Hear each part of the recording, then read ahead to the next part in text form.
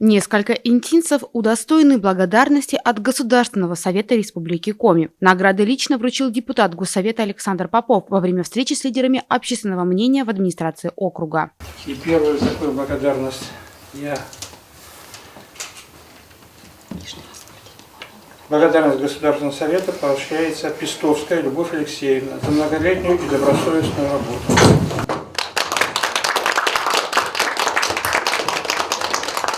Благодарственные письма за общественно значимую деятельность, способствующую социально-экономическому развитию Инты, вручены Николаю Берлюкову и Максиму Поломарчуку. Они входят в состав активистов, курирующих инициативные проекты, которые были реализованы в этом году. Это установка арт-объекта «Светящиеся качели» на площади и благоустройство пешеходной дорожки от дома 32 по улице Куратова до дома 23 по улице Дзержинского.